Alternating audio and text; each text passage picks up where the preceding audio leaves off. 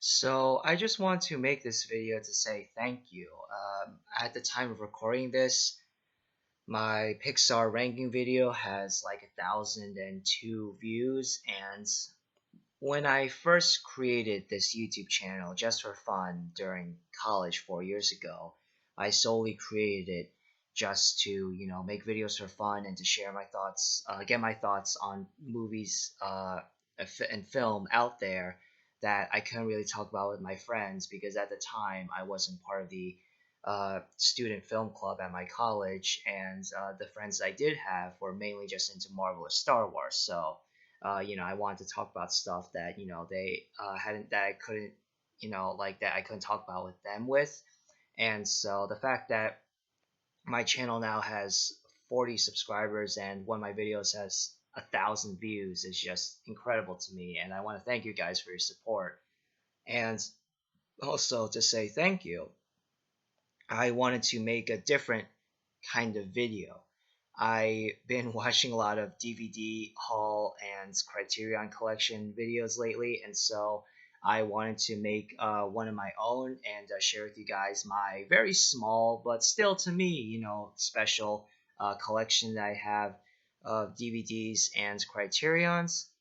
Now, I will confess a couple of them I've sold. I used to own All That Jazz by Bob Fosse and Good Morning by Yasujiro Ozu, and both of those movies are great, like really, really excellent, well-made movies. But they're not movies that I feel like I would rewatch like over and over again. And I want to, if I'm gonna own a movie, it's gonna be one where like I know for a fact that I could pop it in at any time, and I will always be in the mood to watch it, whether I'm happy, sad, angry, whatever. I will always be in the mood to watch this movie. And I don't know if like there might be days like I my logic was that there would be days ahead of time where I maybe wouldn't be in the mood to watch Good Morning or by Yasujiro Ozu or All That Jazz. So I decided to not keep them, and I sold them, and I sold both of them for actually more than what I paid for them. So it was kind of a profit for me. But yeah, I know that's super blasphemous, but this is my collection, and so what I say goes. Sorry, that was I didn't mean that to sound as mean spirited as that was. And also, my dad actually owns like a collection of DVDs. I also have I have DVDs for an underrated Disney movie, Sky High and Glory, with Denzel Washington and Morgan Freeman in our basement right now, and also like old Criterion DVDs, Rushmore, Breaker Morant, and Sanjuro, which I saw for the first time last week. They're all in the basement right now. But I don't want to go down to the basement to get them because I'm pretty sure my dad's taking a nap, and so I want to just let him rest. But the DVDs, I do have DVDs in my room. Basically, like 95% of my collection is in my room, and it's in this little box right here. So I'll just go ahead and show you this impressive thing. And yeah, so I wanted to show you guys my collection, and I'll start out with my just regular DVDs first, and then we'll move onto the Criterions. So first off is a comedy that I really enjoy and will definitely rewatch this Christmas. Elf. Will Ferrell is absolutely hysterical in this movie. It does have some pretty major flaws and some jokes that really don't work for me, but I do actually really enjoy this movie a lot. And I find it funny that this movie has a lot of special features and even more than like most of the Criterions that I own. So that's interesting. But the Criterions do still have like more interesting special features and better box art. Like this is super boring, but it's still a great movie in my opinion. And I'll go ahead and put this back over there. And next up is How to Train Your Dragon. I just released part two of my DreamWorks video last night, and if you've seen that, then you know that How to Train Your Dragon is in my top five favorite DreamWorks movies. I love this movie so much, and I think it's cool how it slides up like that. And there's that.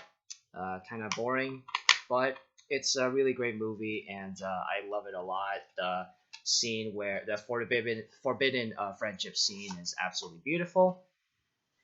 I'm going to be moving on now to another DreamWorks movie, actually a double feature.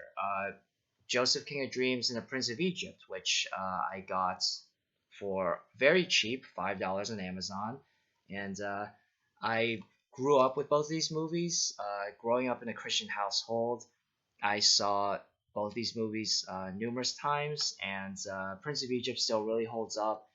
Joseph King of Dreams, not quite so much. I still really love the story from the Bible. It's probably my favorite biblical story and the one that emotionally, personally, connects with me the most. But like I'm fine, owning it. But Prince of Egypt, I'm so glad I own this. Like I'm really glad I own this movie. It's definitely, if you've seen the video from yesterday, you know that this is my favorite DreamWorks movie and one of the best animated movies of all time. And next up is a very recent gem, Knives Out. Knives Out. I'm really glad I own this. I got it at Walmart for $5, and I got it mainly because one of these days I'm gonna watch it with the audio commentary by director Ryan Johnson, director of photography Steve Yeldlin, and actor Noah Segan, who plays Trooper Wagner in the movie, and he's in Looper, another Ryan Johnson movie, and the box art isn't like super like creative, but I love what they did with the disc. I think that's pretty cool. And next up is one movie that I saw, another very recent movie that's very quickly become like one of my favorite, like top 50 favorite movies of all time, Paddington 2. I love this movie so much, and the only thing disappointing about this specific DVD though is that this is only the DVD and like the trailer. There's no behind the scenes, there's no special features and all that, and I want to get a version of this that has like special features and behind the scenes stuff. But I still think it's pretty cool, and I don't know what. Oh, this is like a Regal Cinemas thing for credits. Yeah, that's expired. Regal Cinemas is doesn't have really comfortable seats. They do have a decent sound system, but in my opinion, Cinemark and AMC is better because AMC has the best sound system, Cinemark has the best seats. I usually go to the Cinemark, even though there's a Regal theater closer to me. The Cinemark has more comfortable seats, and the AMC is a little bit too far of a drive for me personally. And the last regular DVD that I'll show you guys is Toy Story 4. Incredibles. Incredibles is another DVD I own, but I left it in the basement where my dad is probably napping. But Toy Story 4, like those two are my favorite Pixar movies of all time. So I had to own this on physical media, even though I have Disney Plus, and I actually own Up on Amazon. Like I bought it for like maybe like $5 to watch anytime, like not rent on Amazon, buy on Amazon on at any time. I think they were doing it for like a real big like discount for Prime student members only or something. So of course I had to get it because I love that movie too, and I absolutely love this movie. And the ending just always makes me tear up. There's the disc in there. And that's it for just regular DVDs. And now we're going to move on onto my Criterion collection. I am going to be receiving a few DVDs from Amazon soon that haven't come yet, but I did order Paris is Burning. What else did I order? Graduate, Grand Budapest Hotel, Moonrise Kingdom.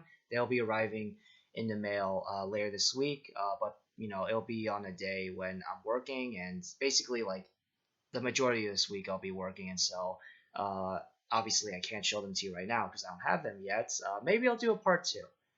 I don't know. Just let me know. Let me know down in the comment section below if you guys want me to do a part 2, and I'll show you those 4 that I got. And High and Low.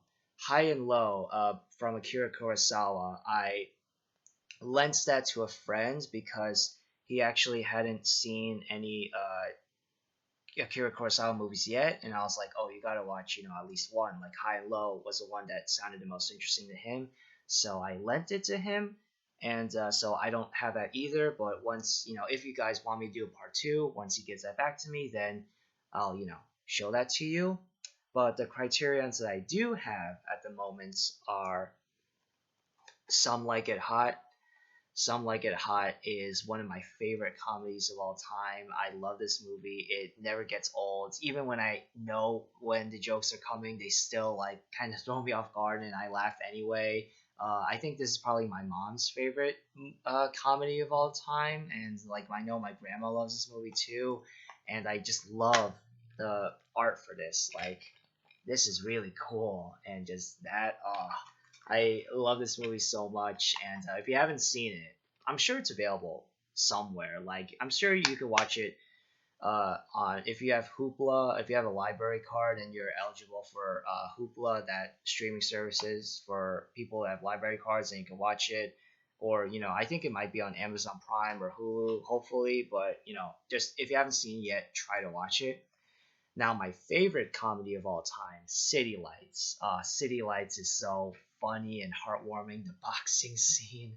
I've never heard my mom and grandma laugh as hard as they did during the boxing scene in this. Well, actually, my mom laughed maybe a little bit harder at the maraca bit from Some Like It Hot, but the boxing scene just so funny, and I love this movie. And I haven't seen this version of the movie yet. I've obviously seen the movie, and I've seen Some Like It Hot on that specific Criterion DVD and the special features, but I haven't seen the special features or this version yet. But I will, and I really like this, and I think there's Virginia Cheryl, who plays I think that's how you pronounce the name, who plays a blind girl.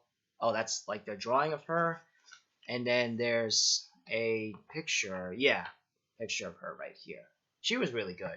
The fact that Charlie Chaplin almost fired her, and made her do like 200 takes of like one bit is a bit going overboard in my opinion. But I love this movie. It's my favorite Charlie Chaplin movie too. My favorite comedy of all time.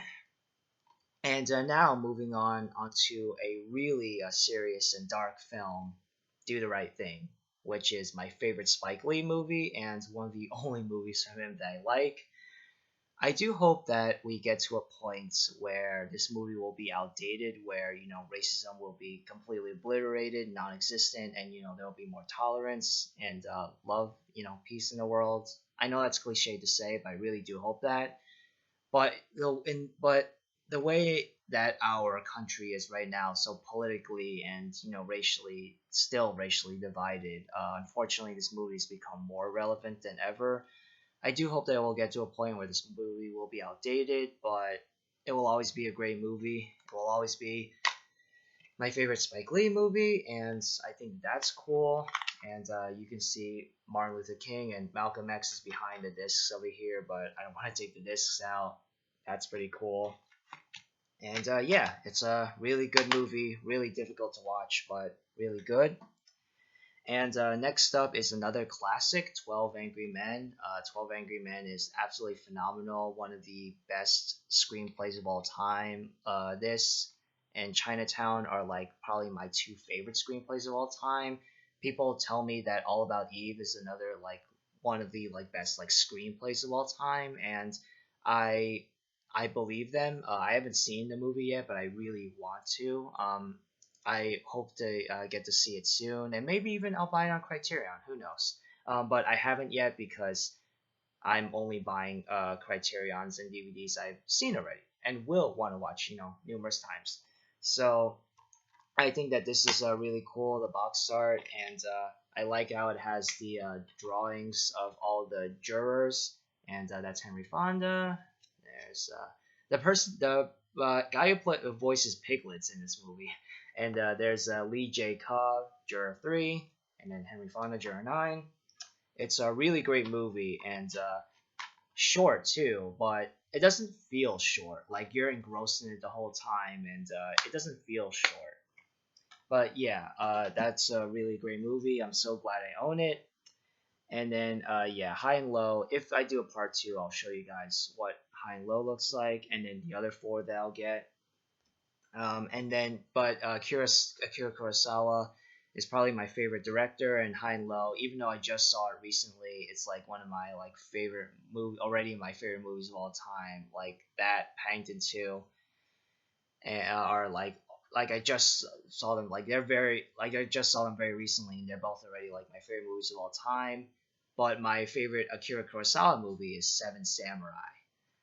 Oh, this movie was kind of a life changing movie for me. Like when I saw it for the first time, like I don't remember how I saw it. Like I think I rented it from the library or something. Like I think the college I went to, yeah, they had this on like DVD, not on Criterion obviously, but just on regular DVD. And it was like in 2 discs, and I think this is in 2 discs as well.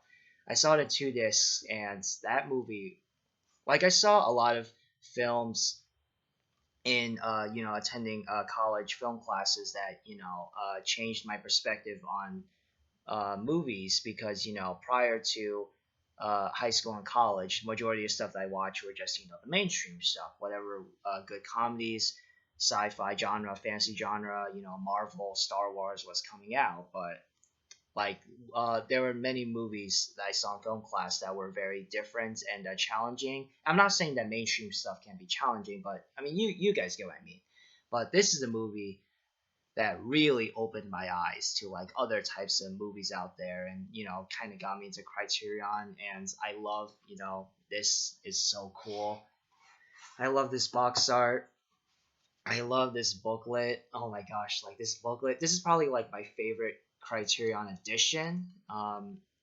It might even be my favorite movie that I own on Criterion, probably. I'll need to think about that. I mean, these are all some like best movies of all time that I own here.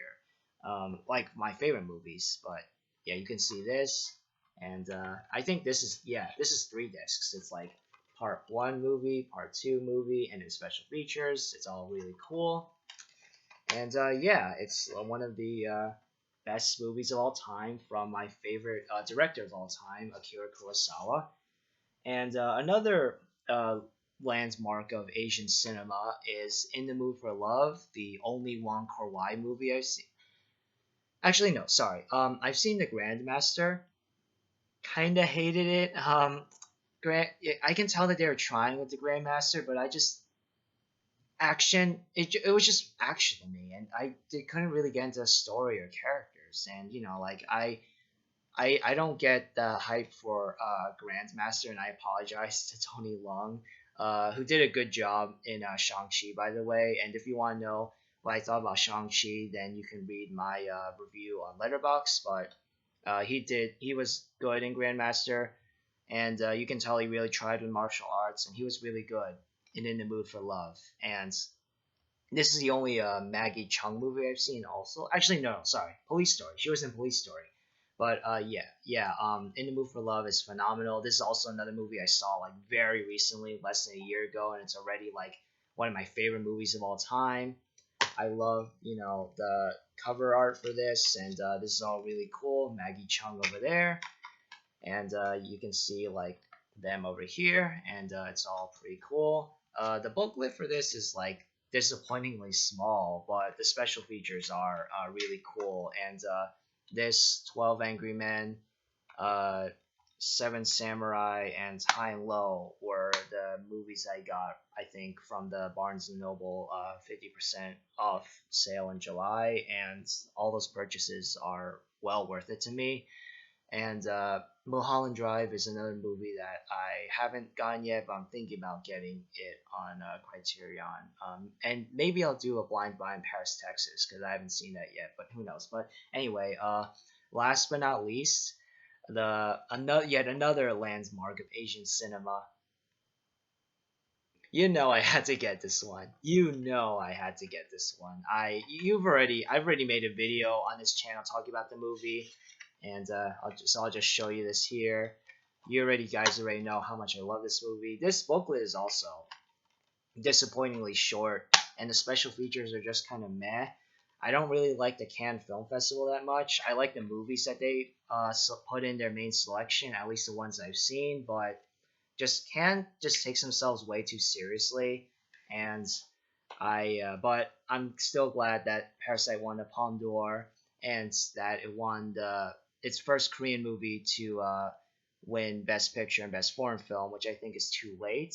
There are other Korean movies that definitely deserve to win at least Best Foreign Film, but I'm still glad that it won. And yeah, another favorite movie of all time for me.